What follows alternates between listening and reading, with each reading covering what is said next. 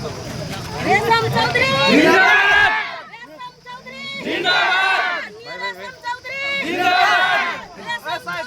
जिंदाबाद, रेशम चौधरी जिंदाबाद, नागरिक क्रांति पार्टी जिंदाबाद, रेशम चौधरी जिंदाबाद, रेशम चौधरी जिंदाबाद।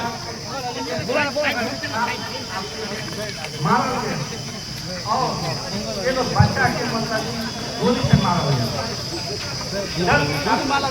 हमें जब सोचे वाला बात था जब हमें घर में के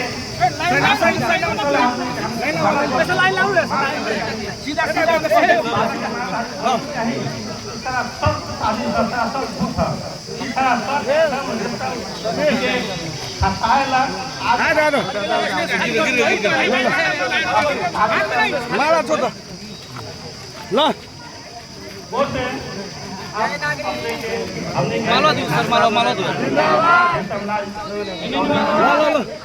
आगमन होती अब अपने लोग हम समय के पाबंदी के चलते हम बहुत कुछ लड़ा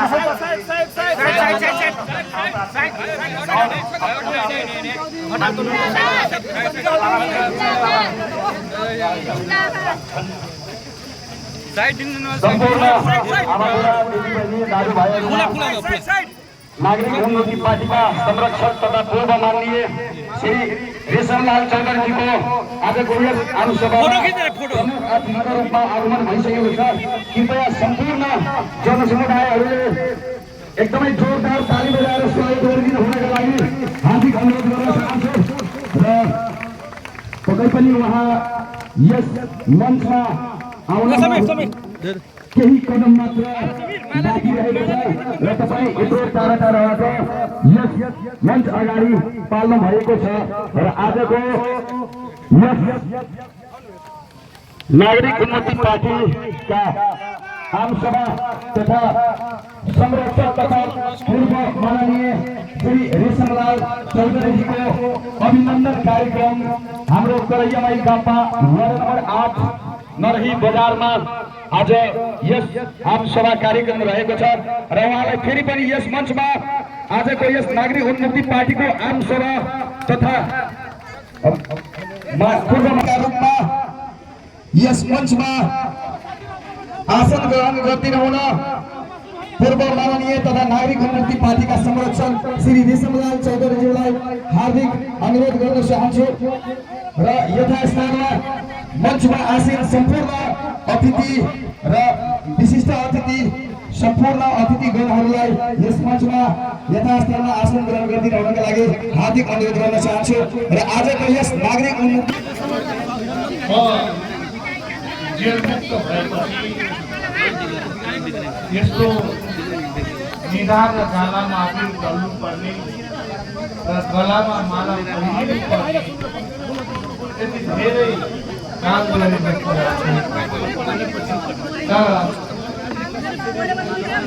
पहिचानको आन्दोलनमा हामीले सङ्घर्ष गर्यौँ। त्यो पहिचानको आन्दोलन साथीहरूलाई निकै ठुलो अपेक्षा र सपना रहेछ। अहिले सरकारले कारागार मुक्त गरेपछि हाम्रा प्यारा दाजुभाइ दिदीबहिनीहरूमा जुन खुसी फर्किएको छ यसका लागि म मुरी धन्यवाद दिन चाहन्छु नेपाल सरकार तथा सम्माननीय राष्ट्रपतिज्यूलाई। यस्तो चर्किएको घाममा पनि सकि नसकी आफ्नो अमूल्य समयलाई व्यतीत गरेर अनि त्यसै गरी आफ्नो पहिचानको पोसाक लगाएर आउने मेरा चेलीबेटीहरू, मेरा बुबा आमाहरू, दाजुभाइ तथा दिदीबहिनीहरूमा मेरो तर्फबाट जय नागरिक। भगवान कृष्ण जेलमा जन्मे र जेलबाट सङ्घर्षको सुरुवात गरे। अन्ततः रत्वा मथुरा शहरको राजा कंसलाई मारेर राक्षसी राजको निबन्धन गरे। म यहाँ अरू केही शङ्खघोष गर्दैन। यति मात्रै शङ्खघोष गर्छु कि एउटा सामान्य जेल जीवन बिताइरहेको पहिचानवादी युवालाई निकाल्दा त जनताको मनमा यत्रो खुसी छ। यो कुरा राज्यले बेलैमा बुझोस्, राष्ट्रिय अन्तर्राष्ट्रिय निकायले पनि बुझोस्। जुन दिन फरवर्ड प्रदेश कायम हुन्छ, जुन दिन मधेस प्रदेश कायम हुन्छ, मधेस प्रदेश कायम भएकै छ, तथापि जुन दिन पहिचानको प्रदेश कायम हुन्छ त्यो दिन जनताको मनमा कस्तो खुसी छ होला। म मधेसको बाटो भएर आउँदैछु। गाउँ गाउँ बस्ती बस्ती सिरेको पहिलो पटक हो, तर यति धेरै धुराम्रे सडकमा हामीले गाडी कुदायौं कि यसको कुनै लेखाजोखा छैन। आखिर मधेस किन पिछडिन्छ? मधेसलाई किन पछाडि पारिन्छ? मधेसलाई राज्यले नहेर्नुको कारण के हो? किन मधेसी बालबच्चाले शिक्षा पाउँदैनन्? किन मधेसीले स्वास्थ्यबाट वञ्चित किन हुनुपर्छ? यस्तो अवस्था किन आउँछ? किन मधेसी नेपाली भएर पनि अनागरिक कहलिन्छ? यसको प्रश्न बडा गम्भीर छ।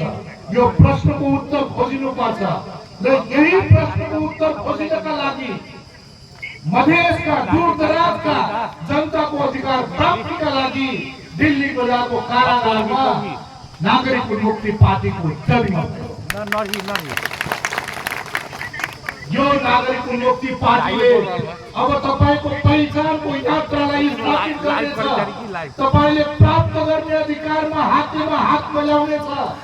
अब हामी चाहन्छौं कि अर्को वर्ष अर्को पटकको यो मधेसको शासन नागरिक उन्मुक्ति पार्टीले गर्छ। हामी केही चाहन्नौं, हामीलाई धेरै आशा देखाउनु छैन, अलि भरोसा गर्नु छ। किन राज्यबाट हामी मात्रै वञ्चित हुन्छौं? हाम्रा उपचार राज्यले किन गर्दैन? राज्यको वृद्ध भत्ता पाउनबाट हामी मधेसका जनता मात्रै किन पिछडिन्छौं? अघि एकजना साथीलाई मैले सोधेको थिएँ, मधेसको 40% बुबाआमाहरू वृद्ध भत्ता पाउनबाट वञ्चित हुनु भएको छ भन्दै हुनुहुन्थ्यो। यस्तो भयो किन? भइरहेछ किन? यसका पछाडि हाम्रै नेतृत्वहरूको कमी हो। सामन्ती निरकुंश केवल राज्य र सरकार मात्र हुँदैन, सामन्ती र निरकुंशहरू हाम्रा समाजमा पनि हुन्छन्। यत्रो वर्ष तपाईले भोट हाल्नुभयो, बाटो त धुलामै रहेछ। तपाईले बनाएका मन्त्रीहरूले गरेको अवस्था त देखियो त। यस्तो नहोस्। अब नयाँ पार्टीको उदय भएको छ। म पनि मधेस र थरुवटको एउटा बच्चा हो। मलाई पनि मधेस र थरुवटको माया लाग्छ। यो देशमा सच्चा भूमिपुत्र, सच्चा तराईको एउटा छोरोले राज गर्ने हो भने तपाईँ हामी सबैले अब नयाँ बाटो पहिल्याउनुपर्छ। नयाँ मार्ग नअप्नाइकन स्वर्ग पुग्दैन र नयाँ मार्ग अपनाउनका निमित्त नागरिक उन्मुक्ति पार्टीको जिम्मेदार नेता रेशम चौधरी तयार छ। अब तपाईको पीडामा मैले मलम लगाउनु पर्छ। तपाईको यात्रामा म हिँड्नु पर्छ। हेर्नुस्, भर्खरै मात्र हाम्रा साथीहरूले नयाँ चिज चुने तो, नयाँ चिन्हमा छाप लगाएपछि नयाँ मान्छे सिंहदरबार पुगे तो। तपाईहरुले दिएको अलिकति मतले हाम्रो पनि एउटा मान्छे र 16 जना सांसद आज सदन र संसदमा छ। अब 16 जनाले पुग्दैन, कुछ नहीं होने वाला है। 4 चौको 16 से कुछ नहीं होता है। अब 16 में एक शून्य भर दीजिए, 160 होगा तो हम इस देश का शासन करेंगे। हम चाहते हैं कि सिंह दरबार के कुर्सी में बैठने वाला भी थोड़ा वजनदार होना पड़ता है। जनता का समस्या क्या है, नागरिक क्यों पिछड़े हैं, इनका मुद्दा क्या है, नागरिकों का दुख क्या है, ये समझने वाला जब तक सिंह दरबार में नहीं पहुंचेगा तब तक हमारा उन्मुक्ति नहीं होगा। मेरा हिंदी तो उतना अच्छा नहीं है, लेकिन प्रवास में 3 साल बैठा तो थोड़ा बहुत हिंदी भी बोलना जानता हूँ। वैसे तो मुझे 15-16 देशों का भाषा आता है, जहाँ जहाँ जाता हूँ तो थोड़ा थोड़ा सीख लेता हूँ। इससे पहले कुछ नहीं जाना था, खाली 3 साल इंडिया बैठा तो भाई हिंदी बोलना ही पड़ा, बस इतना सीख लिया। और मुझे यहाँ आने में और आपने जो हमको स्वागत किया, आपने जो हमारा अभिनंदन किया, ये आप मत समझिए आप रेशम चौधरी को किया, आप ये समझिए कि एक पहचानवादी वाला लड़का इस भूमि में कदम रखा है और उस कदम का टीका, मिट्टी का टीका मैं माथे में लगाऊंगा और दूसरी बार मध्य प्रदेश के नागरिक मुक्ति का शासन होगा। मेरे प्यारे चाचा चाची भाई बहनों, बहुत कार्यक्रम है, बहुत जगह में देखना चाहते हैं, मिलना चाहते हैं। कैसा है रेशम चौधरी, बार बार हॉस्पिटल जाता था, बार बार उसके पैर में 21 किलो का नेल लगता था, कभी हथकड़ी लगता था। आज छूटेगा रेशम चौधरी नहीं छूटता है, कल छूटेगा रेशम चौधरी नहीं छूटता है। कैसा है वो भाला मारने वाला, कैसा है वो तलवार चलाने वाला। मैं तो आज तक एक मुर्गी भी नहीं काटा हूँ, बहुत धार्मिक आदमी हूँ। देखिए, मैं अभी गढ़ी माई मंदिर में जाके आया, मुझे बहुत गर्व है। मैं परसागढ़ी में भी गया कि गढ़ी माई मंदिर इसलिए चर्चित है कि गढ़ी माई मंदिर का सुरक्षा के लिए यहाँ के भूमिपुत्र थारू रंजीत थारू ने अंग्रेजों को धपाया था, इसलिए भी आपका भी मुझे गर्व है। और मैं चाहता हूँ अब थोड़ा ही अब मिशन 84 अभियान 2084 के यात्रा में हम लोग हैं, हम लोग कदम बढ़ा चुके हैं, कदम रख चुके हैं। मैं भी आपका लड़का हूँ, आपका बच्चा हूँ। मुझे मधेश का चुनाव के बारे में बहुत अच्छे से मालूम है। मैं जानता हूँ जब मधेश में जब चुनाव आता है तो मधेश में महाजन लोग आते हैं, थोड़ा थोड़ा रुपया देते हैं और वोट लेके चले जाते हैं। कब तक वोट बेचोगे मधेसिया, कब तक बेचोगे? समझिए, वोट बेचना अपना पोता पोती को बेचना है, अपना बीवी बच्चों को बेचना है। आप लोगों को मालूम है कि नहीं है? अभी तो यही स्थिति है। अगर आप फिर भी अपना वोट बेचेंगे तो देखिए सत सती होता है। ये संसार में एक ना एक ईश्वरीय शक्ति है। यहाँ आप रोएंगे ना, यहाँ आप रोएंगे तो आपका आंसू पोंछने के लिए आपकी बीवी होंगी, चाची होंगी, बहन होंगी, पानी देने के लिए बहू होंगे, मत रो पिताजी बोलते हुए बेटा होंगे। आप ऊपर जाएंगे, मर जाएंगे ना, आप देखेंगे कि आपका पोता पोती तो मजदूरी कर रहे हैं, आपका पोता पोती किसी घर के नौकर नौकरानी है। तब ऊपर से आप जब देखेंगे तो आपके आंखों में जो आंस आएगा वो आंसू को पोंछने वाला ना उधर ना आपका बीवी होगी, ना बच्चा होगी, ना पोता पोती होगी। इसीलिए याद करिए, याद रखिए, वोट मत बेचिए। महाजन लोग वोट खरीदेंगे तो आपको जिंदगी भर युगों युग दास बनाएंगे। केवल आपको ही दास नहीं बनाएंगे, आपका पोता पोती को भी दास बनाएंगे। इसीलिए उन्मुक्त समाज बनाने के लिए, अच्छा राष्ट्र निर्माण के लिए हम लोग एक होना पड़ता है। हम लोग सभी दिन एक रहे हैं, एक होंगे। मैंने आपको बता दिया ना, कल तक तो नहीं था, कल तक मैं कहाँ था ये बात मत पूछिए। आज आपके भाई रेशम चौधरी खड़ा है, नागरिक उन्मुक्ति पार्टी खड़ा है। अब आपका दुख सुख यही पार्टी साधेगा। मैं चाहता हूँ, बहुत लोगों को हमारा चुनाव चिन्ह मालूम नहीं है, कहते हैं ऐसा, हमको भी मालूम पड़ा कि नहीं होगा। किसी ने क्या रोजा, आपने 30 35 साल किसी पार्टी को वोट डाला, आपको कुछ हुआ दिया? किसी ने आपको कुछ अधिकार दिया? किसी ने आपका मांग सुना? किसी ने आपका पोता पोती को भविष्य के बारे में कुछ सोचा? नहीं सोचा। हम इसी मिट्टी में जन्मे हुए हैं, इसीलिए आपका सुख दुख दर्द साथना हमारा फर्ज है। इसीलिए हमने हमारा चुनाव चिन्ह भी ढकिया रोजा। अब ढकिया आपका है, आपके घर में सजने वाला ढकिया है, आपको बहन भोंकने वाला ढकिया है, आपको माँ के सिर पे रखे जाने वाला ढकिया है। इसी ढकिया में मिशन 84 में हम चाहते हैं कि एक वोट भी बाहर ना जाए।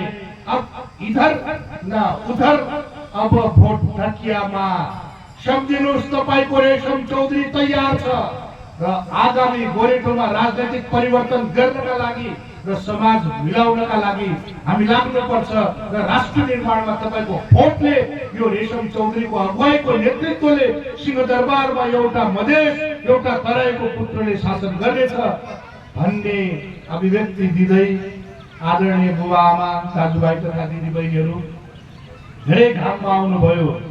मैले भन्नुपर्ने धेरै थियो, यो मञ्चमा भन्ने हो भने बेलुकी भइजाला, रात भइजाला, अन्धेर भइजाला।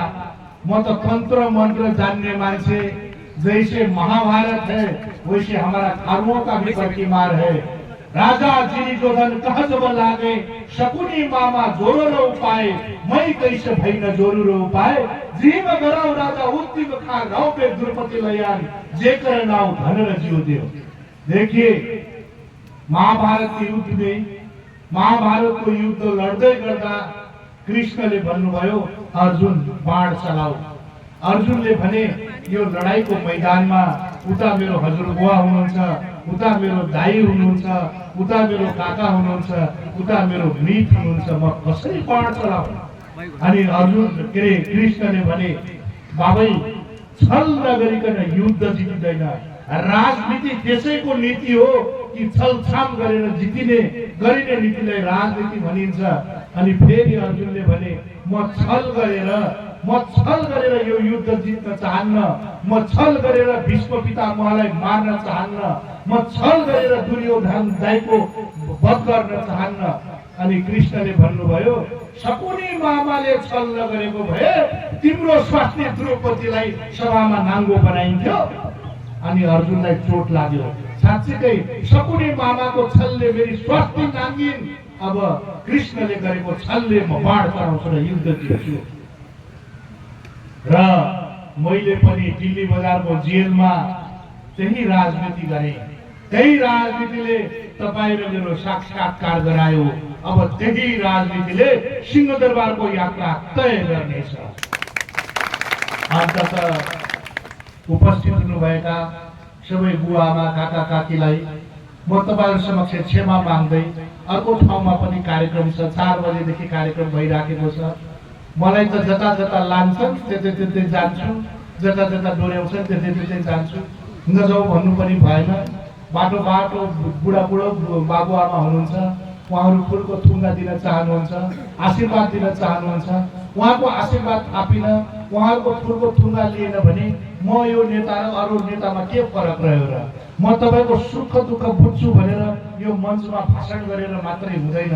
तपाईको सुख दुःख बुझ्न तपाईको घर दैलोमा पनि आउनुपर्छ।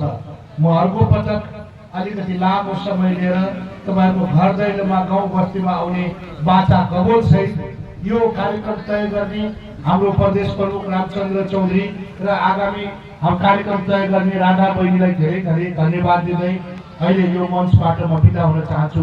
जय नागरिक। हेलो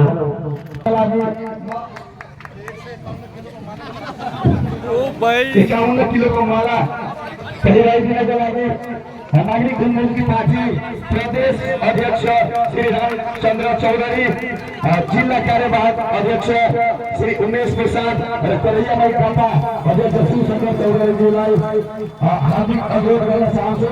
र आज हामी यस करैया माई गाउँपालिका वार्ड नम्बर 8 नरही बजारमा आयोजित यस अभिनन्दन कार्यक्रममा नागरिक उन्नति पार्टीका संरक्षक तथा पूर्व माननीय श्री रेशम लाल चौधरीज्यूलाई 51 किलोको माला लगाई